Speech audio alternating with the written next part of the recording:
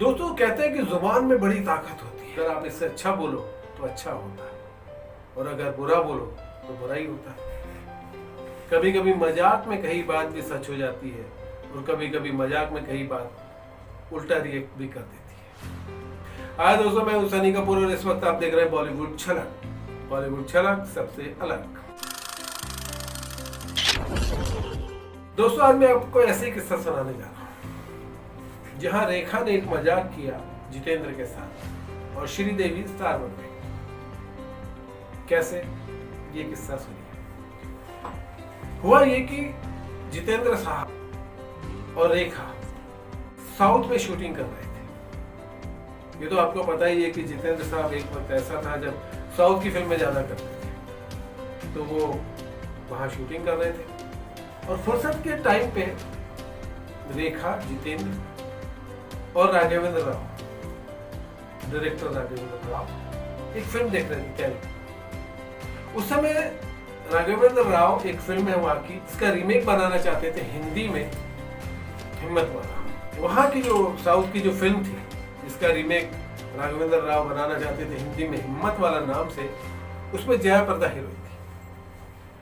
Jaya Prada hit थी, Jitendra hit थे, इसलिए राघवेंद्र राव ने एक सेटअप बनाया कि जितेंद्र, जया प्रदा और हिम्मत वाला।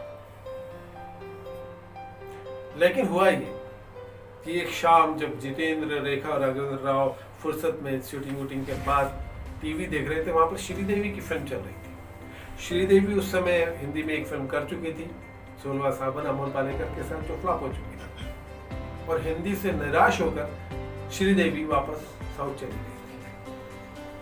श्रीदेवी को समझ में शायद उस समय आ गया था कि हिंदी फिल्मों में उनका कुछ नहीं होगा और वहां की और यहाँ की इंडस्ट्री को भी पता चल गया था कि श्रीदेवी का कुछ नहीं होने वाला, क्योंकि वो एक फ्लॉप अभिनेत्री हिंदी में, साउथ में बहुत टॉप की थी।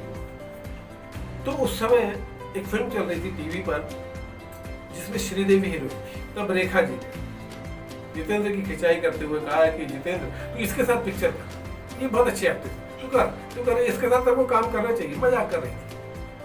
जितेंद्र ने देखा तो जितेंद्र साहब को उनके अंदर एक अजीब सी कशिश नजर आई, श्रीदेवी के अंदर।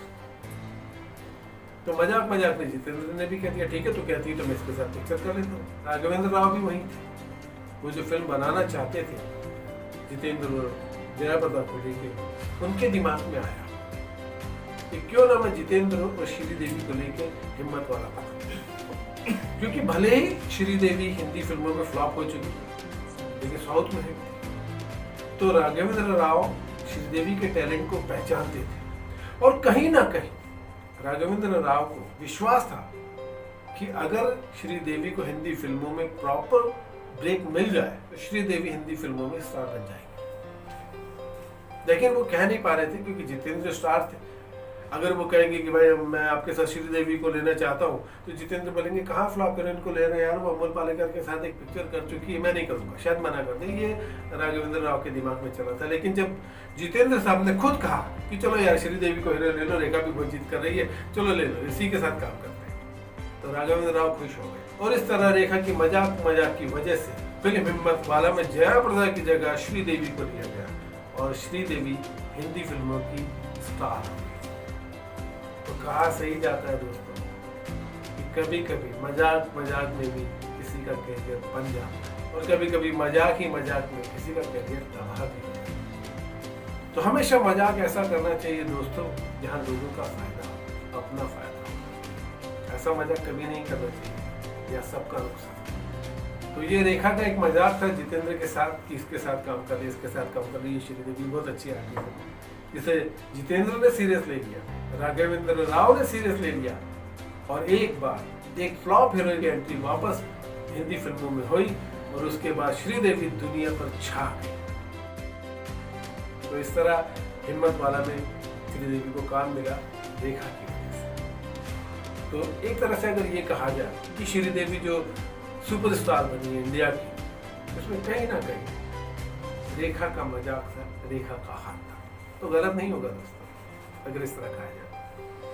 तो दोस्तों ये था एक बॉलीवुड का छोटा सा किस्सा। ऐसे बहुत सारे किस्से, बहुत सारी कहानियां हमारे पास मौजूद है, हम आपके साथ शेयर करना चाहते हैं। अगर आप उन कहानियों से जुड़ना चाहते हैं तो हमारे चैनल बॉलीवुड छलक को सब्सक्राइब करिए और हमसे जुड़े रहिए और हमारे अगले वीडियो का इंतजार करिए। तब तक के लिए बाय।